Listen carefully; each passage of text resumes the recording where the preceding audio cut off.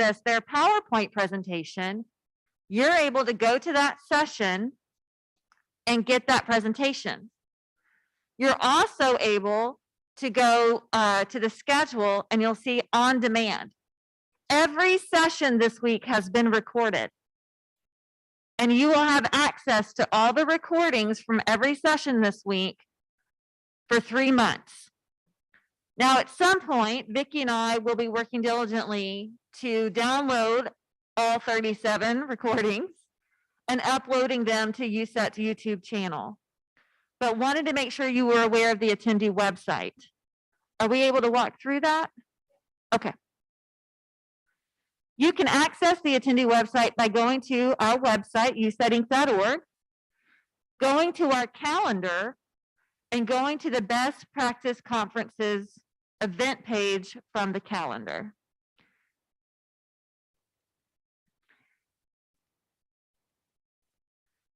When you scroll down, you'll see the attendee website virtual platform information. There it is, attendee website.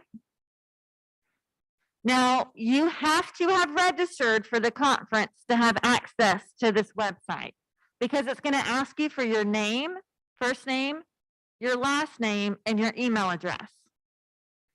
Then it will text you and email you a verification code that you will then insert.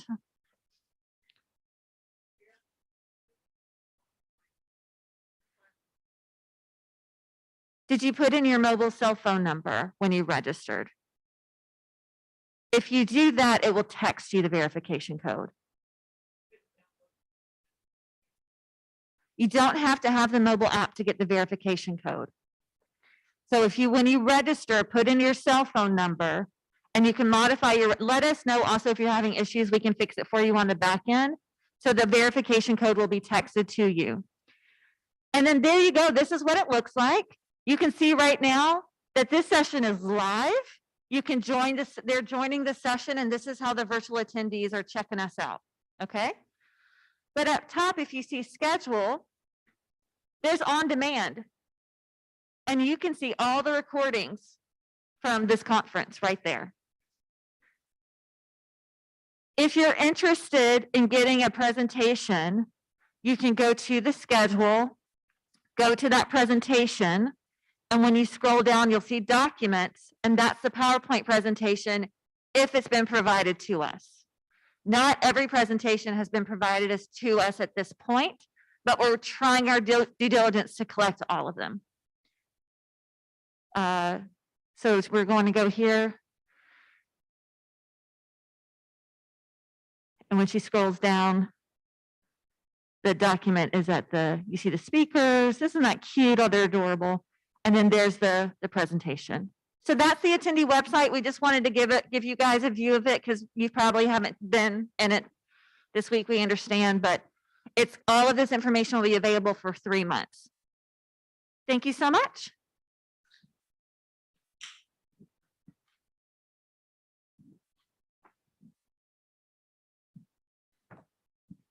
Thank you, Angela.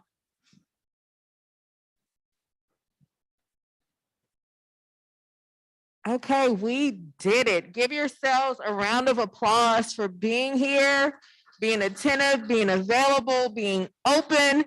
So we would like to thank each and every one of you for being here and lending us your time to join our USET Tribal Health Program Support Best Practices Conference. And we would like to kindly remind you, if you have not already, because I know you're on it, to complete your evaluations and leave them in the evaluation box at the registration desk. And all attendees who complete this will receive some incentive. So thank you. I do have one announcement. This was found under a table. It is a Dexcom piece of medical equipment. Is this familiar to anyone? Okay. Okay. Are they still, do you know if they're still here? Okay. Right. Say again. It was found in here, I believe, under the table. Okay, we'll get it to them. Thank you. Okay, thank you. So our final presentation, we have tribal public relations techniques for informing media partners, given by Ms. Vicki Bradley and Radonna Crowe. So Radonna Crowe was born and raised in Cherokee, North Carolina. Ms. Crowe has a BBA from Montreal College, an AAS degree in injury prevention and community health from the United Tribes Technical College, and an associate's in science in business administration from Montreal College as well. She has worked for EBCI, Eastern Band of Cherokee Indians, Public Health and Human Services for 25 years in the capacity of community health educator and public relations specialist. Radonna enjoys serving her community, and we thank you for being here this morning. And Ms. Vicki Bradley is here with us. She is the Secretary of Public Health and Human Service for the Eastern Band of Cherokee Indians, where she is also a member. Vicki received a Bachelor's of Science in Nursing from Western Carolina University, a Master's of Public Health at Lenoir-Rhyne University. She has also worked in healthcare for over 30 years and has worked in tribal public health for the last 18 years. She served as the Certified Addictions Registered Nurse Supervisor with the Indian Health Services at the Unity Healing Center, a community health nurse, a wound care supervisor, and tribal public health operations director. During her 18-year tenure with EBCI and as Secretary of Public Health and Human Services, she has led the initiative for EBCI to assume the authorities for developing their own human services programs and then consolidated and expanded services to create an integrated public health and human services division. She has advocated to elevate the health status of marginalized populations in the EBCI community, Western North Carolina, and nationally. Vicki focuses on improving population health by building and sustaining quality, results-based accountability best practice standards. She is an active member of the National Indian Health Board, Tribal Health Accreditation Advisory Board, the United South and Eastern Tribes, USET, Health Committee, thank you, and a member of the Impact Board of Directors for Dogwood Health Trust, a member of the Northwest Portland Indian Health Board, Native EHE, Ending the HIV Epidemic in the US Advisory Committee, and a member of the North Carolina Institute of Medicine. Ms. Bradley serves on the Centers of Disease Control and Prevention, the CDC, Tribal Advisory Committee as the authorized representative for the Nashville area. So we thank you for both of you bringing your knowledge and expertise. We welcome you to our stage, and have also been said they wanted interactive, so feel free. We'll be roaming around with the mics as well if you have any questions for them as well. So thank you, Ms. Bradley and Ms. Crowe.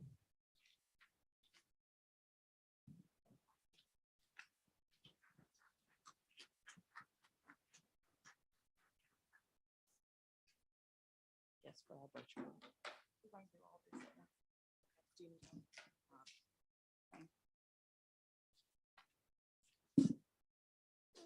Good afternoon. Thank you for having us. We're excited to share with you our public relations department. We're a large department in public health. We have a whole staff of 2 people. It's myself and a young lady named Chelsea Martinez, who is the assistant in our program. So I couldn't do this job without that young lady. I'm gonna have to put my glasses on. And so just a little bit about the Eastern Band. We are the only federally recognized tribe in North Carolina. We are led by our elected principal chief, who is Richard Sneed, and our vice chief, Mr. Alan B. Inslee, as well as our tribal council. And we are a tribe of around 16,000 members. And we grew by 2 this year. I got 2 babies earlier this year, so 16,002. Our tribal lands are located in Swain, Jackson, Haywood, Cherokee, and Graham counties. And the Qualla boundary is located primarily in Swain and Jackson County, the largest part of the boundary. Haywood County is about 30 miles from us. In Cherokee County, which is Murphy, North Carolina, is about 50 miles from the boundary. Graham County and Snowbird is about 50 miles from the boundary. And that just gives you an idea of the reach that our messaging has to have. So it's not just in the Cherokee area. And Western North Carolina, which is where our boundary and our land is, covers about 56,000 acres spread out through those counties. Or, yeah, I'm a little nervous that I hadn't done a presentation this large in a while. It's probably been 20 years ago. So forgive me if my voice is shaky and I forget my name. So at Public Health, we follow a servant leadership philosophy, which the traditional model of leadership is flipped upside down, and we, the team members, the leaders of public health, become the servants first. So we are here to serve our community. More about servant leadership can be found at www.greenleaf.org if you're interested about that. Oh, sorry, I forgot to change slides. So that's our model, our philosophy. It's important if your organization doesn't have mission, vision, and values. This is our foundation. This is what all of the programs under public health base what we do on. I know that you heard Cherokee Choices earlier, and everything that they plan and coordinate and we plan and coordinate is based on this foundation. Our mission is honoring our Cherokee community by providing excellent care, promoting health, and serving our families in a culturally respectful way. Our vision at Public Health is 7 generations of wellness with families strong in mind, body, and spirit. And we have community values listed under there. Those were adapted and aligned throughout our tribe. Those are our core values as Cherokee people. They were written by our tribal elders, our youth, and community leaders. So every department has specific core values that pertain to, like us at Public Health, but they all align with the Cherokee core values.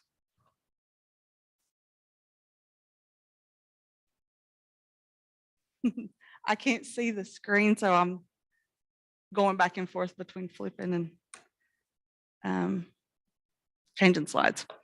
So the purpose of the Public Relations Department, if you all don't have one or you're interested in creating one, is basically to advance the general public, help the visitors, residents, and tribal government staff of the Eastern Band of Cherokee Indians or your department by building, sustaining good relationships between the public and your department. And we do this through planning campaigns and public relations activities. Keeping in mind that our employees are also part of this community that we refer to. So it's not only external, but it's internal as well. We spend our time monitoring the attitude of the public in general in favor of the organization. So we watch a lot of social media, some of the televised council sessions and community meetings, that kind of thing. Just seeing what they're saying about public health and the services that we offer. And that's how do we improve them, or what more can we do? We send out information to the public to help build goodwill of our organization. We want to be good stewards, and we want to have goodwill toward our community and them to feel that we do. We create a favorable awareness of our organization among among the public by using various media outlets and written content. We monitor the media to see how the public is reacting and commenting on the organization. If any incident happens, then we follow the recovery protocol to manage what incident is going on at the time. Here lately, we've been following, we're still under COVID response, and then we're following the monkeypox situation. So trying to get ahead of that as well. And we do much more than just those things on top of that. We also hold employee events. We work with our training person for employee onboarding. And we do employee recognition and years of service. And we're part of strategic planning and other plannings that happen within the public health department. So for example, this week, our tribal foods department is working with a marketing firm to market what they do. And we've been a part of that conversation and how the messaging looks for that program. And yeah, if you have questions, just raise your hand and jump in. I don't mind it at all. So in our public relations toolbox, we think that it's very important to have policies, procedures, and guidelines, not only have them, but know them. The first policy and procedure that we think of is our tribal policy and procedure as employees of the tribe and stewards of the tribe's resources. It is important that we know those policies.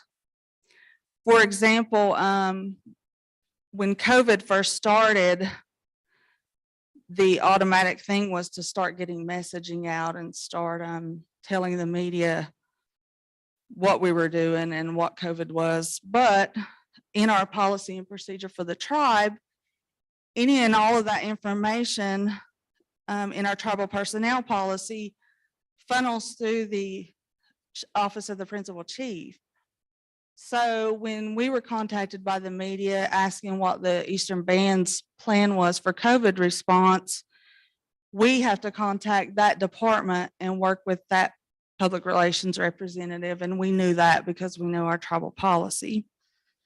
So it was a smooth transition, but we all know that the protocol for tribal policies.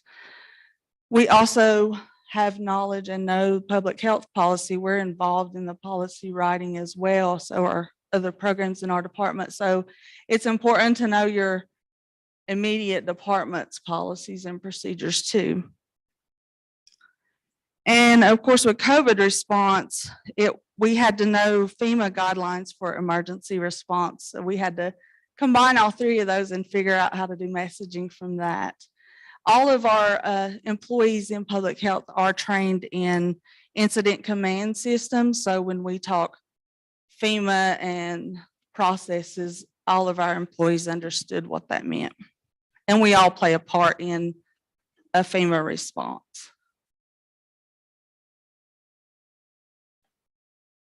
So another important part of our toolbox is our branding and communications plan. And this plan addresses culture and processes for improvements.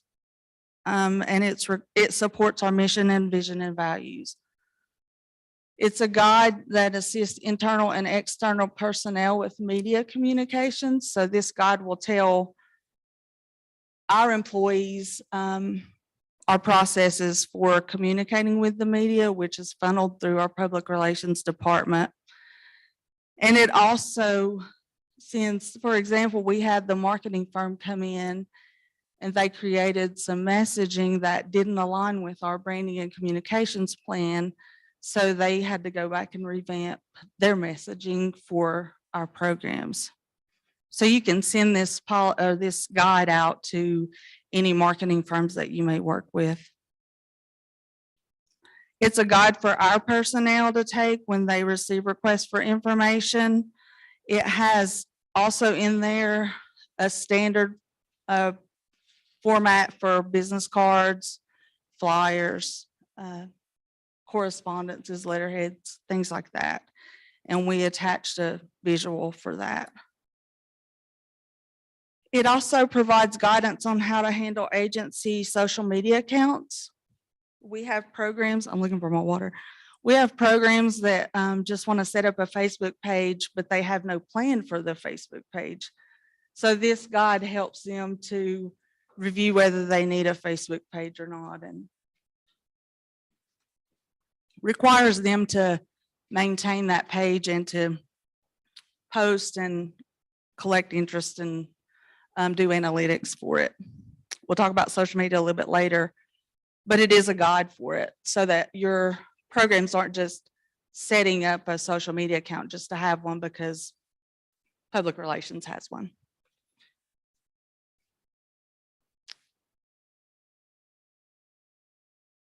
We also keep a media relations database. This is a spreadsheet, and I'll show you an example in just a few minutes. It is a database of all of the media that is in our area, all of the news reporters that we work with, the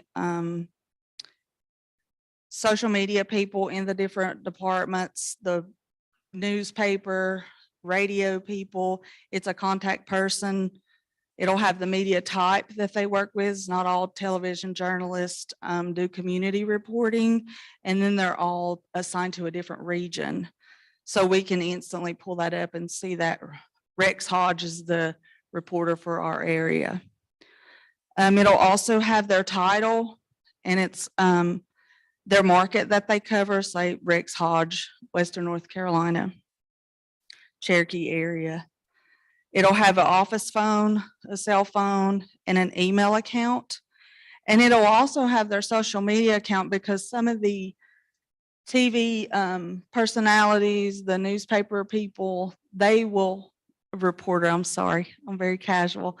But it'll have whether you can message them on their social media. Sometimes you can, sometimes you can't. They prefer you to contact by email so that the list, the database that we keep will tell us that. So Vicki can pull up the media database and see who, what, when, where, why, if she can message them on Facebook, if she can't.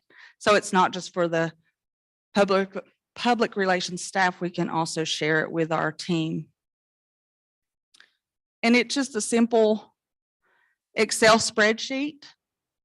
And our branding plan will refer to this database that we have.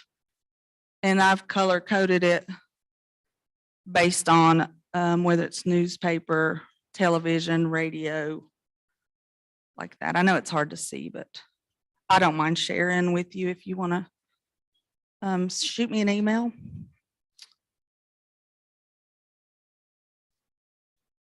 And it's important to keep that updated because turnover can be high in the behind the scenes staff. They move a lot. And we keep that updated in our department.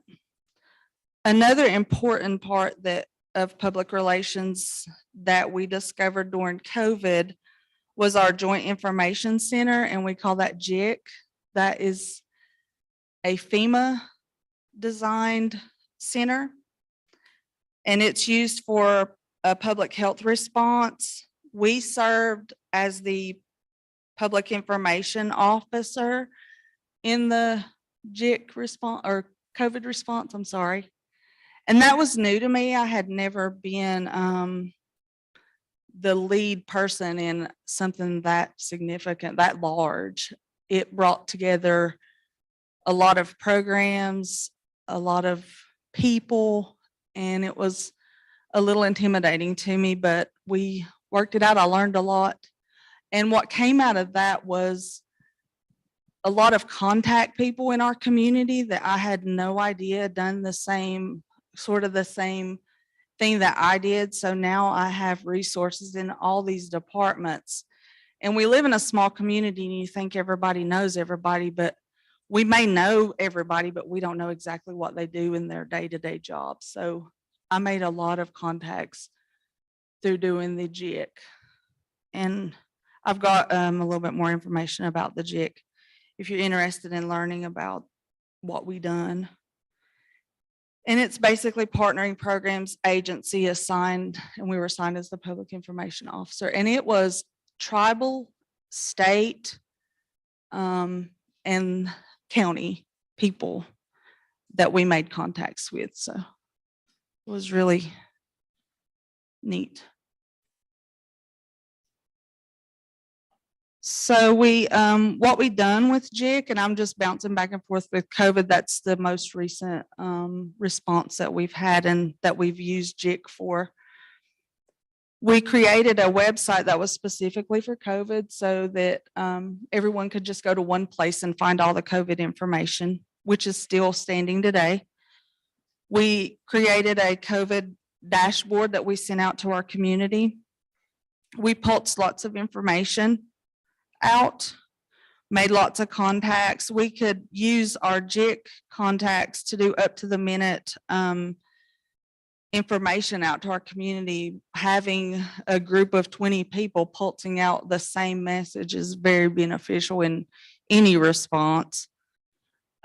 We have been recognized by the Centers for Disease Control. They have a COVID-19 health department feature, and our work is featured on that website as a model. We were also featured several times in the Western North Carolina Health Network newsletter. They used some of the information that we had as examples to other communities. We done a lot of sharing. If the tribe, us, had messaging and say a county 100 miles away was on that call and needed information quickly, we shared it. They tailored it for their community and used it. So that's how we work together, sharing information. We received an Indian Health Service Award for our work on JIC, and we also received the Chief Noah Powell Fiscal Excellence Award, which is a local award that I think there were 7 programs nominated for the work, and the JIC won the large award. And the next couple of slides are just some of the graphics that we created. We have a count of some of the graphics. I didn't bring that with me today. Recently we've done the For the Love of Our People campaign when we were having low numbers for our prenatals getting vaccinated. So we took community members who had gotten vaccinated, put them on messaging, and done the reason why they did. Of course, we created our native Rosie for vaccine. Our tribal childcare done the sleeve up for Head Start, and those are childcare workers in that graphic.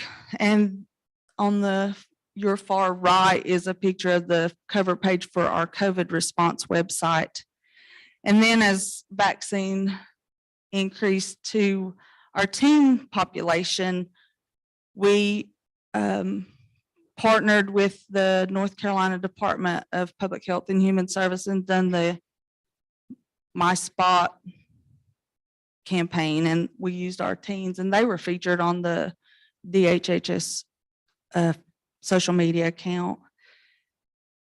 And then when we used the same graphic of the elder encouraging people to get vaccinated, we done sort of the same graphic with masking, and those were popular. And in our community, we've had a very supportive tribal leadership. Our chief, vice chief council, they've all been very supportive of our work with COVID response. Well, actually, they are very supportive of public health in general. So those are our chief and vice chief and his wife, and the others are council members and their families. If their families chose, they're all vaccinated. And this was our For the Love of Our People campaign, encouraging vaccine.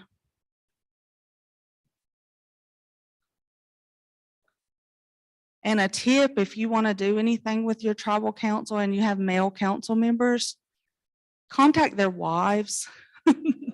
If you need photos, I would just shoot an email, because like I said, small community, you know, people, I would ask them, is your husband interested in blah, blah, blah? And she's like, yeah, so she would get the pictures. But yeah, we had to contact a couple wives. And we let them choose whether they wanted to be casual or they wanted us to use the pictures in the suits. Most of the suit pictures were wives sent those. So our media partners, and because we live in a small community, we don't have tons of media partners. We do know what our resources are for media. We have local newspapers, which in Cherokee and the surrounding counties that we use and have had contacts for. We have one local news outlet, television. There are two, but one we use primarily because they're in our area and have a person located there. It's a little bit more difficult to contact the other one. We use websites, social media, and we've partnered with outside agencies through COVID. These are resources that I hadn't used before the JIC. And that's the Western North Carolina Health Network, the Western North Carolina Health Collaborative. And that has came from COVID. It's all of us PIOs, PR people in Western North Carolina who work together.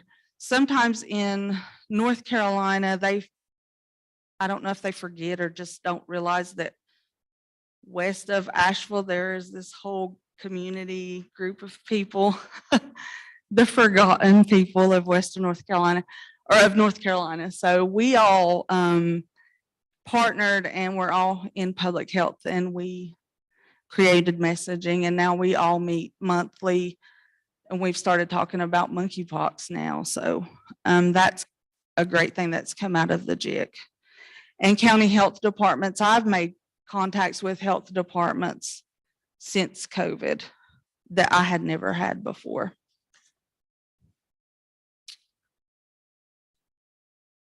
Oh, I'm sorry. I was supposed to have, there they are.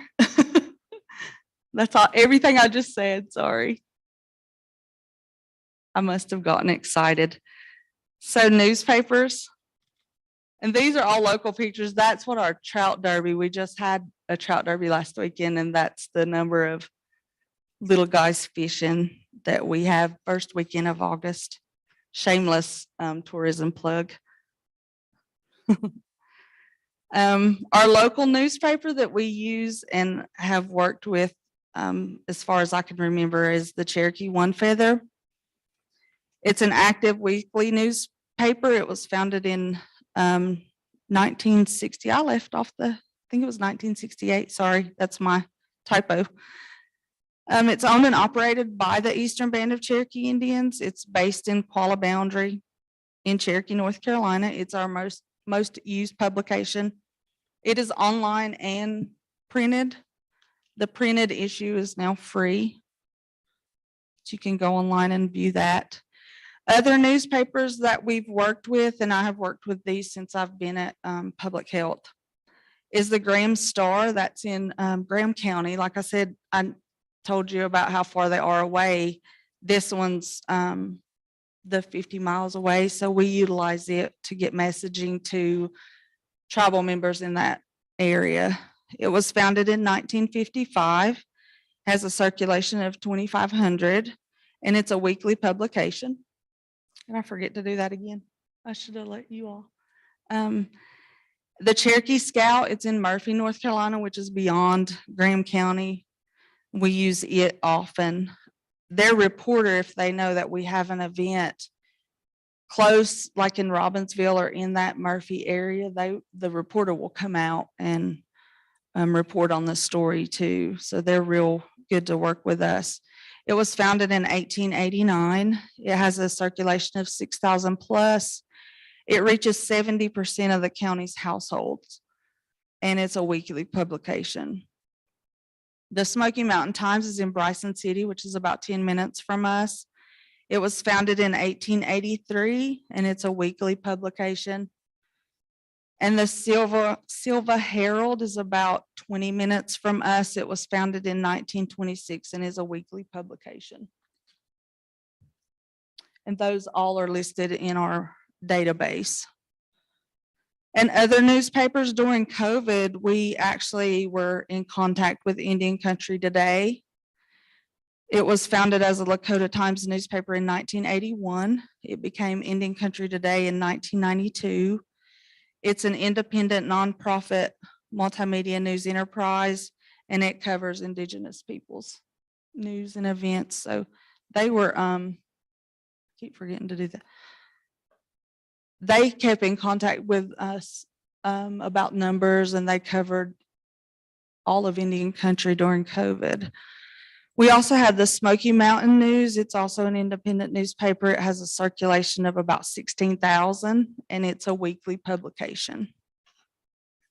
And they still have the newspaper boxes that you go and open the door and pull them out. It's a free publication. And then, of course, the Cherokee One Feather, they were vital during the COVID-19 pandemic. I don't know how many forgot what I was going to say. I don't know how many had a shutdown during COVID. There we go. But we did. We shut off all of our borders. You couldn't, we didn't let people come in freely like we normally do. So they were a vital part of COVID response and our public relations work. They sat on our JIC committee. Normally, if you have a JIC, you don't have your media set in. It's should be your public relations people and partners, your public information officers. But because we're a small town, we were shut off from everything. It felt like it was important to have our newspaper staff there. We could get information out to our community quicker having them there. They help us release our COVID-19 dashboard. In 2020, we released 172 dashboards. Our first dashboard was released March 30th with 1 positive case of COVID-19. April through June, it was released daily, and July through December, it started releasing Monday, Wednesday, and Friday. And they were a big part of that and still are. And here's some more of our dashboard information. In 2021, we released 91 dashboards. January through May, we released them Monday, Wednesday, Friday. June through December, we started releasing them weekly on Wednesdays. And in 2022, we released 32. So we've released 295 dashboards. There I go again. So in press releases, which your newspapers are vital in releasing because that's where you do a press release, we released 22 COVID press releases, and they all varied from positive cases, people passing away due to COVID, any clusters we had in the community. We wanted to have people know if they were there so they could get tested, and then direct contacts. We didn't list the people, of course, but we used the One Feather to help us get that information out.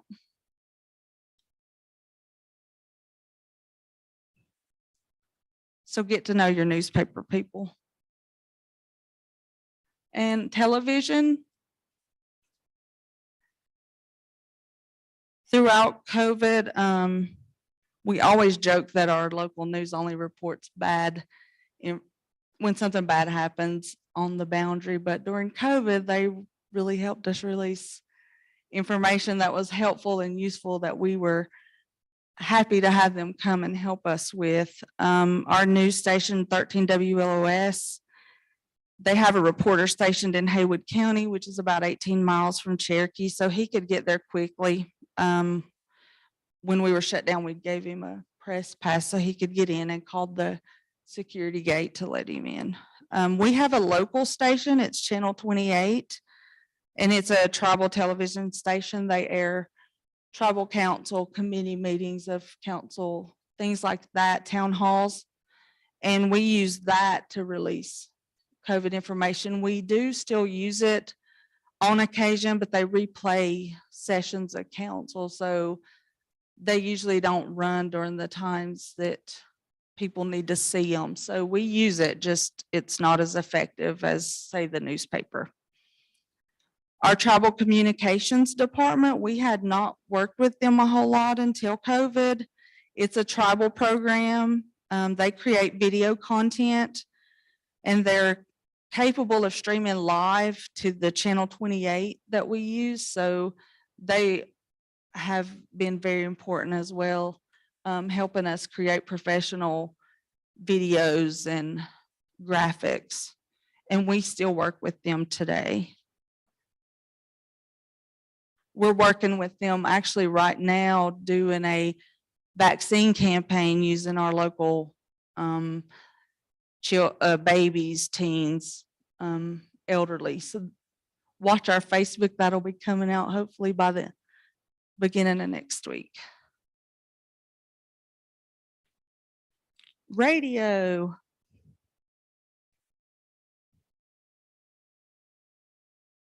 We have 2 radio stations that we work with.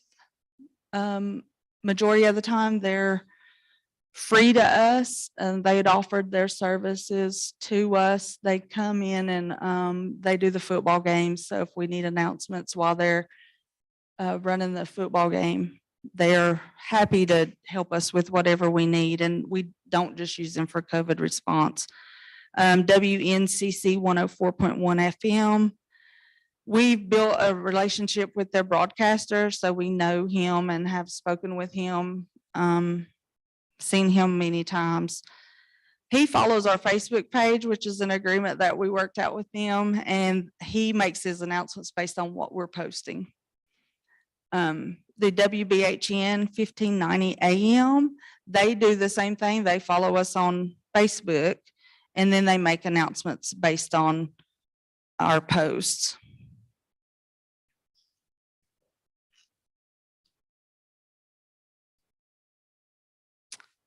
And websites that we have and utilize.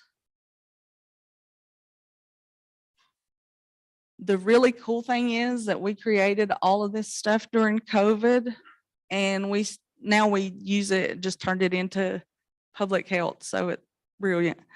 Our website is phhs.ebci-nsn.gov.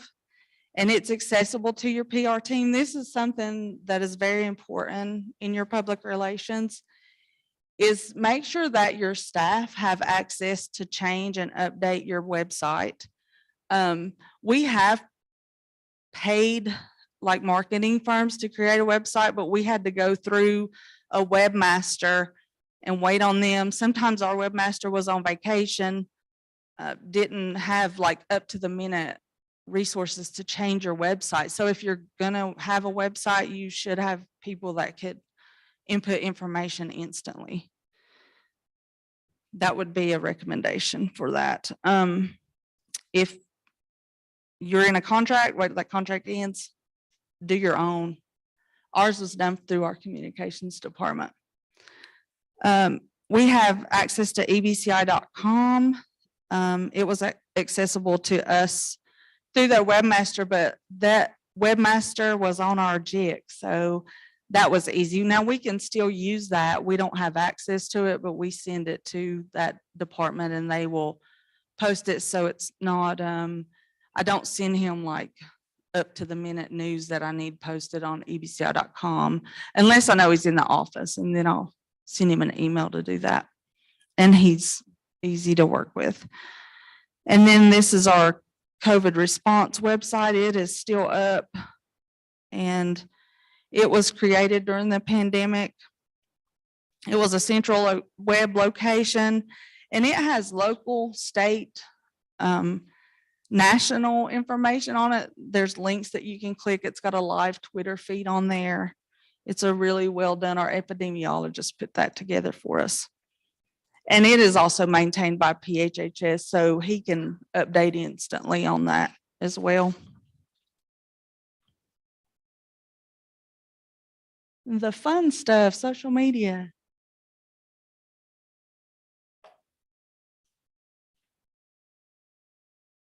So, like I was talking about before, have a plan for what you want your social media to do for you. It's free. It's a benefit of having it. You got to decide what audience you want to reach, because not every campaign that you have, not every message that you want out needs to be posted everywhere, because if your group on, say, Twitter is not the age group that you want to target, you can post it there, but you just know that you're not going to reach that audience. So just decide what audience you want to reach. We are tinkering with TikTok. I'm a little bit older, so keeping up with all this is insane. I learn as I go, just to get some messages out to the younger people. But I do know that younger people are still on Snapchat. So just know your audience. Determine what is effective for your agency. We do analytics on our social media a lot. We report on them to our administration monthly, but we view them probably weekly, sometimes daily. It just depends on if we want to know how a message is working and who it's reaching. But we do know our Facebook, 81% of our Facebook followers are women. They're 25 to 55, so that's a large age range for us. And then Twitter is 70% male. So if we're doing say we done the colon cancer campaign not too long ago to reach our males, we made sure to pulse a lot on Twitter and share men's health information on Twitter, because that's where our men see our information, and those guys are 25 to 34. So it's a good age group for the messaging that we needed to get to them. Our Instagram is 82% women, and they're 25 to 45 years old, and they are on Instagram about 12 p.m. to 9 p.m. at night. So you can set parameters on times to post your messaging when they're looking at it. And Pinterest is 60% women, and their ages 50 to 64. And the interesting thing is, we used to post a lot of information on Pinterest to reach our 25 to 35-year-olds, and the age is changing for Pinterest. So that was some interesting facts that we found just through the year, this year. And I'm a data nerd, so that gets all this hypes me up. I love to see data analytics on social media. If you don't have social media, I recommend that you start with one social media account like Facebook. Start with it, learn it. You'll never know everything, but just start posting your messages and see what you get. Yeah.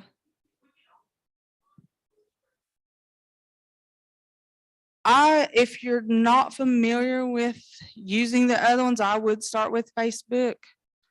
And then just see what your audience is. If you're capturing the audience that you want to, then that's a good resource for you. We started slow.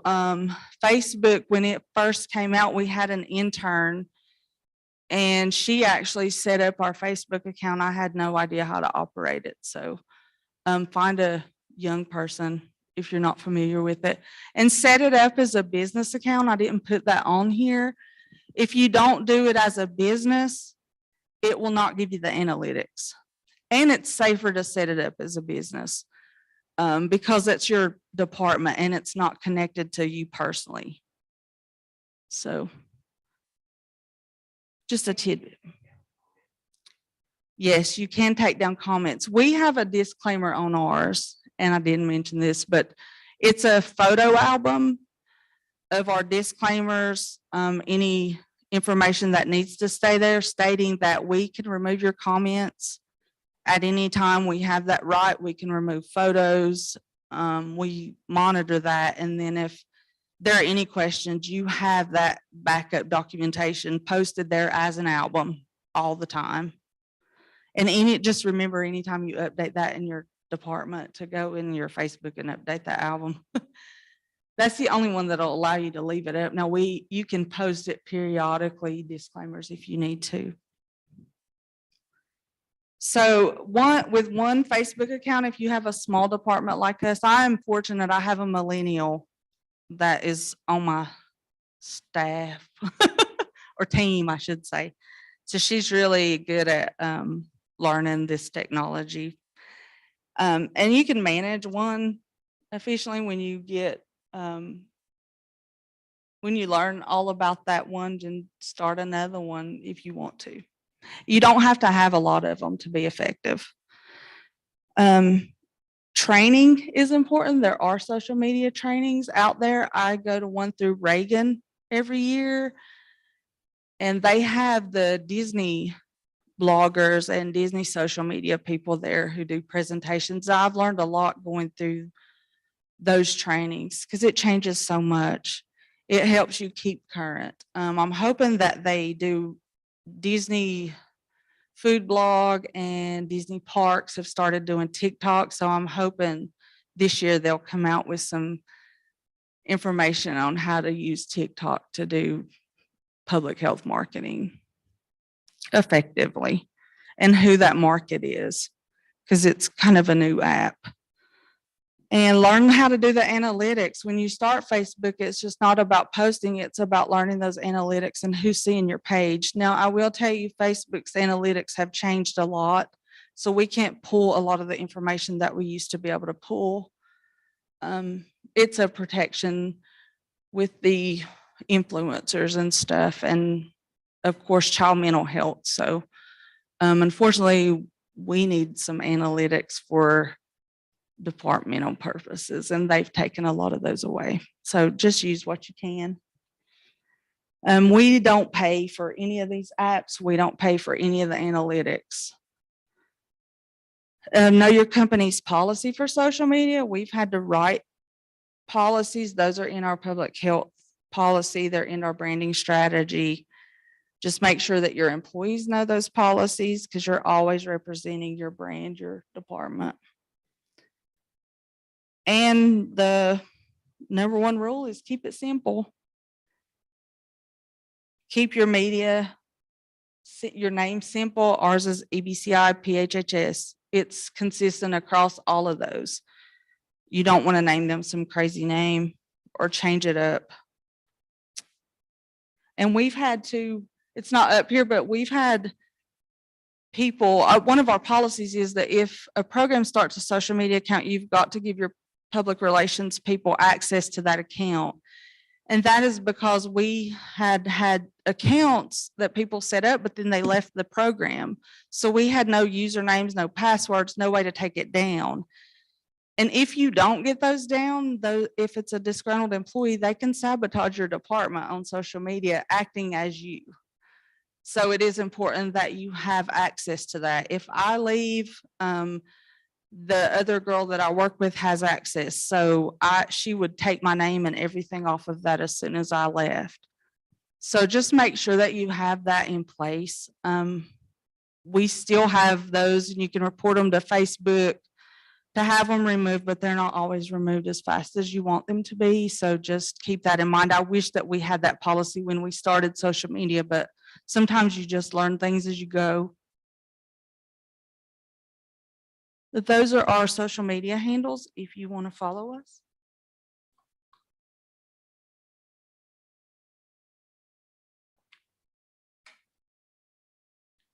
And they're all EBCI PHHS.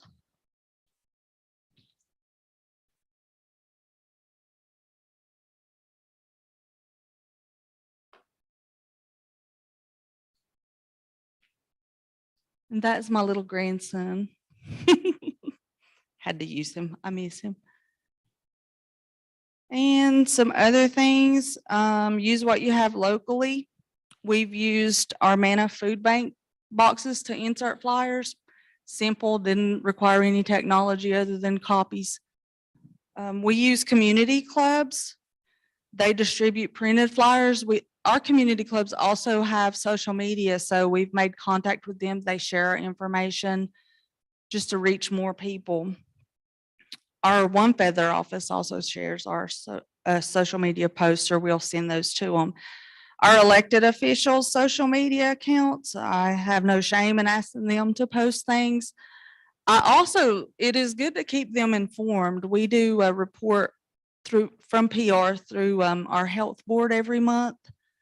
So they know what we're doing, what's going on in our department. And I ask all of them, chief, vice chief, tribal council, we send our flyers to the chief's PR team every time that we release a new one, and they post those to the chief's page.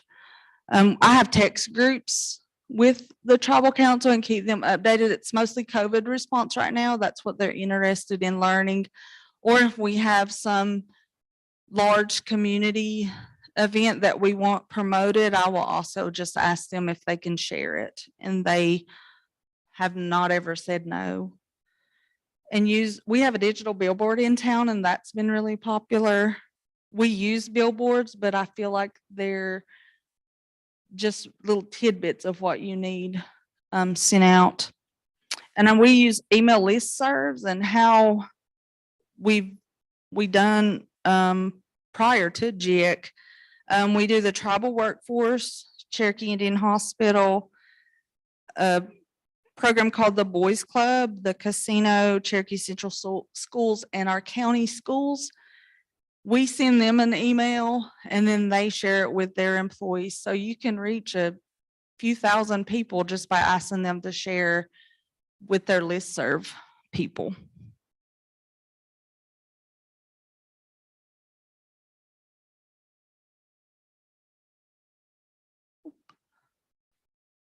And that is the end of my presentation. If you have any questions, I'll try to answer them, or you're tired and ready to go. But thank you for your time.